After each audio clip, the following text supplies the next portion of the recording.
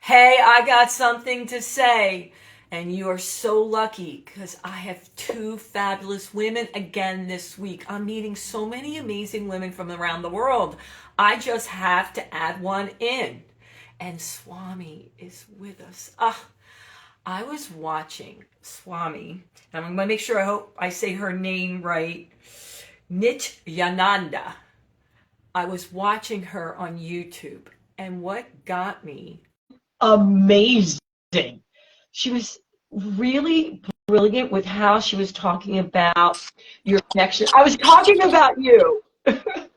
Hello. I was saying what got me is when you were talking about our heart and our soul, it was intriguing and amazing, but it was your laugh.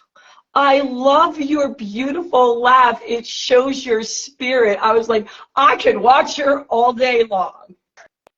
Fantastic. I love that. And chances are we will. Oh my goodness. So I want to make sure we might have to go out. The connection is not so great, Swami. So I want to see, maybe talk a little bit more, or maybe we could just relocate the phone. But I love your background. Awesome. So yeah, I'm happy just to say how much I love your energy. I'm really excited to talk. You know what?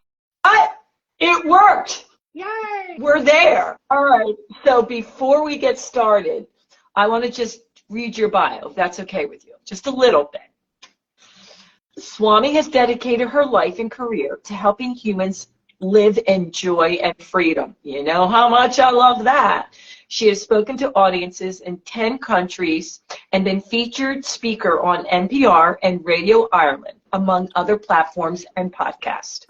She is the spiritual teacher and spiritual leader not far away at Awake Yoga Meditation, a meditation community located physically in Baltimore, Maryland, that reaches listeners in many geographical areas. I'm so glad we got connected, and I want to start right away with one of your big ideas. Trust the beauty and strength of the light within you. A lot of my listeners and viewers said, please ask her to explain a little more, because that's a big statement. Sure. I'm happy to. So let's bounce off of that statement. So for every listener, the invitation is there's light within you. And that light is your true nature. So that light is the you that you are when you have that feeling of connectedness, you have that feeling of freshness, that feeling of peace, that feeling of insight, inspiration, joy, spontaneity, kindness. And there's like a spontaneousness and a naturalness and also an unconditional quality to it. So it's the kindness that shares through you without you even thinking about it. And it's just you being your true self. And so the idea is that each of us is always connected to this, and we can strengthen our connection so it becomes more conscious and more present and more available. And when we have that connectedness and we know that connectedness, we trust it, we always have a feeling of a platform of strength beneath our feet. We feel the strength of our own spine. We feel the strength of our own open heart. We feel the strength of the hard-earned wisdom that we have come by, that we are here to share. So with ourselves and also with everyone else. So those are a few of the ways that we could put it into words. So there's something I felt even as a child, Swami, is that I can choose to connect. I used to call it my higher power. Yep. All right? Universal love, God. I know that I've heard you say, name it whatever you want. But for me, it was my higher power. And I always knew that it was there when I wanted to connect. And there was times, not consciously, that I chose not to connect. And I would always say to myself when I caught myself unconnected, why do I keep doing that? And the reason I'm bringing it up, because that was one of the biggest questions, as long as you're willing to dive into this, is why do we disconnect so much? Why do we think we can do this on our own? Why don't we just live there most of the time? So you asked such an honest question, and thank you to the listeners and to you for the spiritual courage and honesty to ask that question. So one of the things that yogis say, so at Awake Yoga Meditation, we share yoga philosophy, we share meditation, and yoga philosophy and meditation help you live, help humans live from all backgrounds, all walks of life, all ages. People in their first decade, in their 10th decade are part of our meditation groups. So it just helps you connect with that awareness which is ever present. So here's a theory. Play with this theory, see if it resonates with you. See if, for all listeners, can you remember your earliest awareness of how and when and where you had that feeling of connectedness? And so I can give you an example. For me, in nature, in the natural world, that was one of my earliest awarenesses of just feeling it's incredible to be in a human body, to be in nature, and to realize that our body is actually part of this natural world. The natural world is part of our body. And it's when we had that feeling of connectedness, there's just exuberance and joy and laughter and lightheartedness. And then my feeling is that everyone has this. And so I'm inviting listeners to identify for each listener. For some people, it might be music, or it might be dance, or it might be singing, or it might be, you know, the moments of joy, like working with kids or animals, or, you know, whatever your passion is. So for some people, it's even like math or computer code, or, you know, like high-powered business meetings. They're just like, yes, that's my territory. I feel so confident and comfortable there. So to know that and to claim that as part of your natural strength, those are part of your energy patterns that you're here carrying, and they are a natural strength. And then yogis also say that we have energy patterns, that each human has energy patterns that are here to be transformed. So they might be like, I've heard some people talk about stubbornness, like they know what would be a better choice, but they're resisting it somehow. And so what the yogis say is that by practice, and I use the word grace, by practice and by grace, you could also just say, by practice, we open to what you called your higher power, if that's the phrasing that you prefer. By practice and grace, we can transform our own stubbornness. We can transform our own resistance, so that more and more consistently, we choose what helps us be steady and strong and beautiful and wise and kind, but also to be patient and gentle with yourself. If you find that you step out of that current of inspiration, just notice and acknowledge and then step back in. So the moment that you notice it, that's an indicator. So if you can allow it to be just like kind of like an internal GPS system, and you say, oh, I'm feeling frustrated. So that's an indicator. I've stepped out of that current. And I can choose to reconnect. The moment I notice that, I can refresh, reset, choose to refocus and reconnect. I'm so glad that you said there was more than one way. So for me, every hour, I get up and do a dance reset. And I dance even like a crazy person for a minute. I use movement, words, and laughter. So I think of one word of how I want to show up, and then I laugh about absolutely nothing. And my belief is that my innate being is love, peace, and joy. And if I'm not coming from that, that's okay, but then it's the fear-based. So I do a check-in, and if I'm feeling irritated, angry, upset, whatever, I ask myself, okay, well, my word for today was, you know, peace or joy. What can I do to get back there? And it really helps me. I mean, it's not foolproof. There are times like, yeah, I just want to be mad, you know. But most times, it's my reset every hour. So they want to know, because they all know that I do this. What do you do to reset yourself? Is it something in the morning and just night, or do you do it throughout the day? So thank you for the question. And I just want to smile and rejoice at the way that you do the dancing. And so my teacher, my meditation teacher, was named Swami Shankarananda, and he founded Awake Yoga Meditation, our community in Baltimore. And so he actually recommended what you said. He recommended free-form dancing for 1 minute. So yeah, so that comes with a yogi's recommendation.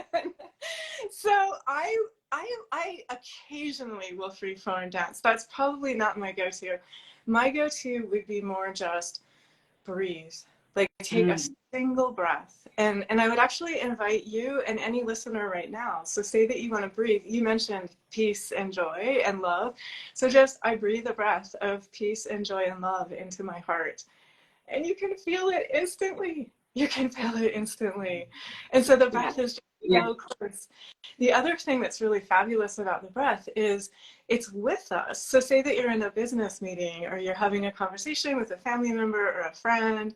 You can breathe in the midst of the conversation, and you can breathe that energy of kindness and joy and inspiration, and it just helps you come from that energy, and it can actually shift the energy in the whole room as well. So I would say that's probably my most frequent is I just absolutely love that, the closeness and the strength and the tenderness of the breath. And I would also say, so the breath, the yogis talk about this, but the breath is like, it comes to us from the divine or from pure life energy, whatever your word for it is. And it is the energy of potential. It's the energy of life itself. And so it helps us connect with that creative energy, that potentiality, whatever we would love to energize, it breathes that into us. You know, a close friend of mine, we're going to do a shout out to Stacy Fritz. She does keynote speeches and workshops, and a lot of it's to do with the breath. And many times she says, you know, we just take it for granted. You know, it's always there. But just simply breathing can change your whole outlook on everything, you know? Just taking time to breathe in and breathe out. Do you have different methods of breathing that you specifically use, or do you change it up depending what you need? Well, so one of the things that yogis have done is it's a really interesting interface because the yogic teachings are millennia old. They're very tried and true. And so yogis have been putting this to the test. So my teacher used to always say, put it to the test, you know, so teaching, like, live it in your body, live it in your heart, in your mind, in your life. And so yogis have developed breathing practices over the millennia. And what we're able to do now is use brain imaging like fMRI and things like that, also like skin conductivity tests and just like mappings of the brain to see the effect of the breath on the brain. And it's absolutely incredible. So you can calm down your nervous system, you can activate your immune system, you can help yourself release those feel good, you know,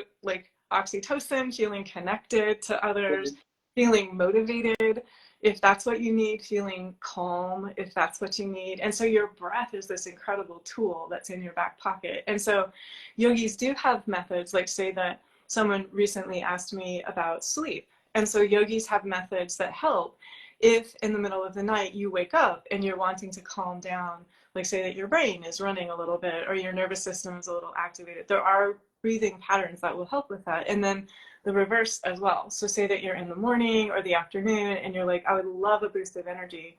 There are breathing patterns that can help with that also. You know, I'm sitting here and I just have to tell you this story. I've gone to health clubs my whole life and I've taught everything. But one thing I never taught was yoga. But I always loved the mindset and the meditation part. I was born with hip dysplasia. My hips are tilted way far forward, so I had no turnout. So in most yoga classes, I was at least 95% I had to modify. So I would get frustrated. So I decided not to do it. And then a few years ago, I went to Kripalu. And I was like, wait, someone said, Sandy, there's all types of yoga. If you're really into the mindset and the meditation, why don't you go to Kripalu Institute? And I went there. Oh my goodness. There was dancing, there was drums, there was actually yoga I could do. And I don't know if you've ever been there, but it opened my eyes to a whole new world.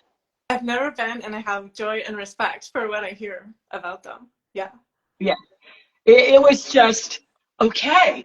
So there's not just one way, because for me physically, I couldn't do a lot of the poses, but I loved everything else about it. So that was a great experience.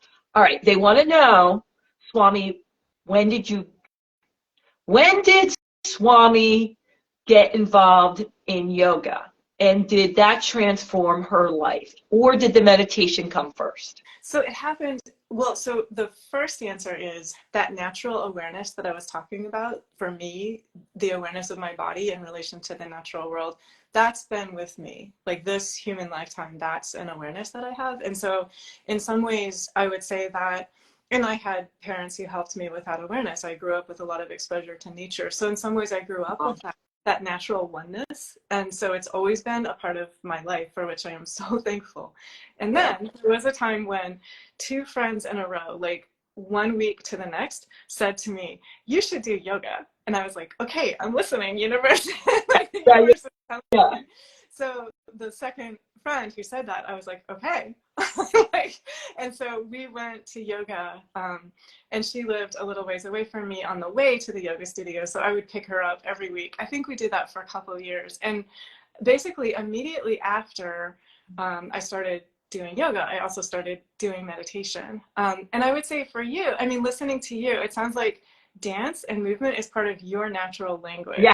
And for me, yoga and meditation are part of my natural language. And so they've been that way, like since I first encountered them. And then what happened was in 2010, I met my teacher. And my teacher was Swami Shankarananda, who founded Awake Yoga Meditation.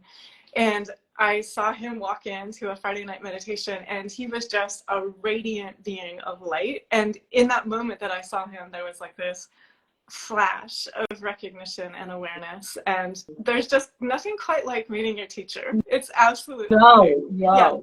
So that was just a huge joy and a huge catalyst. You're giving me goosebumps because I can picture you in the first time meeting them. Oh, how exciting, how exciting. Okay, I better get this in now because they have lots of questions about it. Meditation, meditation, meditation. Okay, so I'm going to try to sum these up as quickly as possible. And Swami, I know you probably get this all the time, but of course, I've tried it. It doesn't work for me. Does everybody have to meditate to get in tune with themselves? Can I move? I like doing it while I'm hiking. Do I have to sit still? I mean, it goes on and on. You know, how long do I have to do? Are there types you like? So let's just break it down. Let's start with the big one. Is meditation something that is a must to get in tune with your soul? So I would say meditation is a shortcut, and it's an amazing gift, and it's accessible, and it's like falling in love with your own breath. It's like falling in love with sunshine. It's like falling in love with nature. And so, yeah, so I would just say like it's as natural as you and as the life force in you. For each listener, it's as natural as you. And so I would also say I can speak to the gift of I received a meditation technique from my teacher, Swami Shankarananda, called Kriya. And Kriya is a breath practice, works with breath, works with energy, moves energy up and down the spine. It's shared from the teacher to the student, so it's very individualized to each student. And it gives not only the technique, but also the spiritual boost that comes from receiving that technique from a teacher. And so it's joy. I mean, it's like sitting down in the energy of joy and in the energy of peace and the energy of self-transformation, the energy of light. So I would say that my primary advice is don't be intimidated. If you've tried meditation before and felt frustrated, I would invite everyone who feels like it to try again. So we've got an e-course coming up that's online, so you can do it. It's accessible wherever you are. It's starting July 7th, and it's focusing on meditation. And it makes it really accessible, really present, really integratable. And you can choose your length. So you could do like 5 minutes in the morning, 5 minutes at night, 10 minutes in the morning, 10 minutes at night. You could do what worked for you.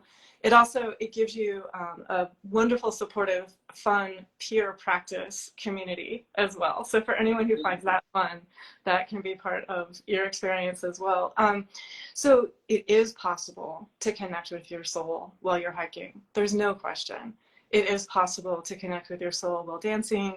It is possible because your soul is always with you. And thank God for that, right? Like how perfect is that? Like you're always connected. And so for everyone who's listening, I would also just say, please, please trust your connectedness. Like trust your entry points Like for some people, it might be, I walk out, I sit under this tree in my neighborhood for 5 minutes and it just makes me smile. That's amazing. That's me. Yes. Me. I sit under a tree and I talk to trees. I'm known to talk to trees. I go for a hike or I mountain bike, and that's where I really connect. Perfect. You know, I love trees, and I think my friends tease me I'm a tree, tree hugger. Okay. Perfect. No, it's perfect. And so trust your connectedness. And then also, if you have an intention or a desire or a motivation to check out meditation, I would encourage you to check it out again, because so the way that we share it, it's just so much fun. So, and all of our meditations, they're available, they're online, they're free, like you have absolutely nothing to lose and a lot of joy to gain. So I would just say, check it out. We share our teachings in person. You're able to join us physically in Baltimore, but also online, like on YouTube, you can join us, on Zoom, you can join us. And they are Sundays in person, and they're also online Sundays. And then Tuesdays and Fridays, they're online as well. But also just like there's Instagram, there's Facebook, there's TikTok. So yeah, so avail yourself. Like it's just so fun. So I would just say that my experience of meditation is going directly to the source of everything that I adore. And so it's the pure energy, the pure creative love that pours forth and takes the form of the forests. And so meditation is like being able to turn within and be in the forest always. So if you're, or if you're a person who connects with the divine at the beach, it's like you can turn within and be at the beach always, in a single breath, in a single heartbeat, in a single moment. And so it's like carrying that, whatever you adore most directly and dearly, you carry it with you. And it helps you live in that current of energy all the time, like 24/7, every single moment. And so that's the gift of meditation. And what meditation does, it helps us self-heal, balance our energy, clear our awareness, so that we are aware, oh, that's already here. That's always been with me. That energy of pure light, that energy of joy, that energy, it's here. It can never leave me. It can never let me go. And then in daily life, we share that silently, radiantly, spontaneously, wherever we are. And it helps everyone else live in that energy of what they love most dearly as well. You know, Swami, I just want to come there and give you a big hug. You embody, like, it's just, it radiates off you, the peace, love, and joy. I mean, I've spoken to a lot of people about meditation, but you can see how much you love it, and it's a part of your life.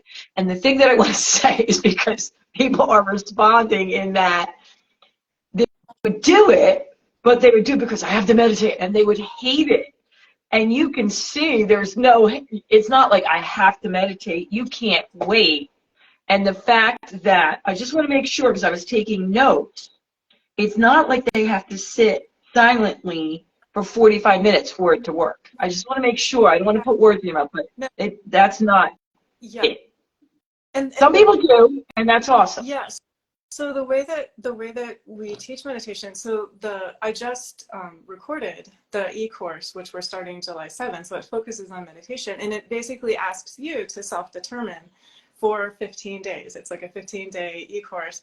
Determine for yourself, like, do I want to meditate 5 minutes in the morning, 5 minutes at night? Or you could do like 10 minutes in the morning, no minutes at night, if that works better for you. So you self-determine, and you are doing this as a gift for yourself. There's no guilt involved.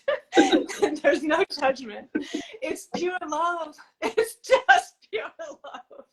And so you're sort of like giving this as a gift to yourself, and you will notice. I mean, the same way, so I'm talking to you, but I'm also talking to all listeners. Like, what you're describing is like when I walked into that room and I saw my meditation teacher, like that energy of peace and joy, it's magnetic, right? Like, you're magnetic, and you're just like, I would like that, please. Like, allow me to cultivate that, please. Yes, people want your meditation because they're seeing you and how you light up, and they're like, yeah, I'll take some of that, you know? I want that. And that's how, so here's the good news. That's how it works. So light transmits through all of us. And if you come into contact with a meditation teacher you resonate with, like you resonate with the light that shares through them, that light actually shares through them with you. Like, it's an unbelievable gift to come into contact with a meditation teacher who is noble and honorable and joyful and pure-hearted, the way my teacher was and the way my teacher inspires me to be. There's nothing like it. Like, it is just incredible. So the yogis refer to this as grace. And they actually say that grace is indispensable. They say that it's vital to come into contact with other humans who love the light and who live in the light. And then that transmits, that shares, that just radiates. It gives itself to you. And so we're all sort of becoming these beacons of light and then sharing this light everywhere that we are. And also, I want to say this really directly and clearly, that light is you. Every listener, that light is you. That light is with you. That light is within you. It has never not been there. And what meditation does is it helps you say, oh, it helps you turn around and see, oh, it's here. And it helps. Here it is. Oh, I'm right here. All right. I can't believe, I'm getting so sad because we're going to have to wrap up soon. So I do want to get the last point in because it's right about what you were saying. You make an incredible difference right where you are. So let's elaborate on that one because I want to make sure I get that one in. So this is what we've been talking about all along in a way. There is for each human a vast non-physical energy that is larger than the human body. I've been referring to it just immediately as light. So when you are in contact with that light, you're able to share it from moment to moment, generously and radiantly, spontaneously, kindly, wisely, exactly where you are. And here's the really good news. You do that all the time. For every listener, everywhere that you are, you do that all the time. And so the energy of kindness and the energy of insight, it is with you. You make such a difference everywhere that you are. And this is the day-to-day interactions right where you are. The quality of attention and energy with which you take care of your friends, your family members, yourself, with which you wash the dishes, with which you interact with work colleagues, with which you interact with clients, everywhere that you are and everywhere that you go, that which you love, that pure energy, it's radiantly, spontaneously, silently sharing through you. And then that light benefits everyone you encounter, and it actually then continues to go out in networks of light through everyone that you have encountered everywhere that you go. And so each person, every single time we choose that energy of kindness, that energy of awareness, that energy of peace, that energy of joy and harmony, we make it possible for everyone we encounter and for people that we will never physically meet to also choose that same energy of gladness, that same energy of generosity, that same energy of helpfulness, that same energy of hopefulness. And that's why we're all here. And so for all listeners, just thank you. It's amazing. Thank you for being here. It is absolutely amazing. Oh, Swami, I love you. And Baltimore is not far from me because we're in the suburbs of Philadelphia. And I have friends. Matter of fact, the girl that woman I was talking about, Stacy Fritz, she lives in Baltimore. We're going to have to come see you. Please I'm going to take a road trip. Please yeah, and then I'll come over. I'm hugging you right now, but it'll be amazing to hug you in person, and joy and gratitude and love and respect for everything that you share. And for all thank you. I want to make sure we get this in. You mentioned a little bit, but how can they find you? How can they look you up? You talked about your one program, but give us everything. Absolutely. So our website is awakeyogameditation.org, and we are physically located in Baltimore, Maryland. So if you're in DC or Baltimore or Philly or anywhere in that radius, come meditate with us in person. It's absolutely amazing. Anyone is welcome to join online from anywhere around the country, around the world. So we have platforms on YouTube, and it's possible to join on Zoom. We have teachings that we share on Instagram, on TikTok, on Facebook, as well as on YouTube as well. And then there's a book as well. So I published a book recently which has real life examples of what we've been talking about. So if you've liked our conversation, I would encourage you to check out the book. The title of the book is Awake, the yoga of pure awareness. And so it just gives very direct entry points and examples of humans living what we've just been talking about. So it's really fun and it's really accessible as well. And so that's available as well at awakeyogameditation.org. And anyone who has questions, you are very welcome to email me at swami@awakeyogameditation.org. All right, Swami. Thank you so much. I really appreciate you being on. Hey, I got something to say, people. Swami had something to say. Don't worry, for those who didn't get to listen from the beginning, when we're done here, I will record it, and it will be on every single platform as well as my website. We would appreciate you sharing, liking, and rating it. It means the world to us, and you know what I'm going to say. Until next time. Toodles. Bye, Swami. Thank you.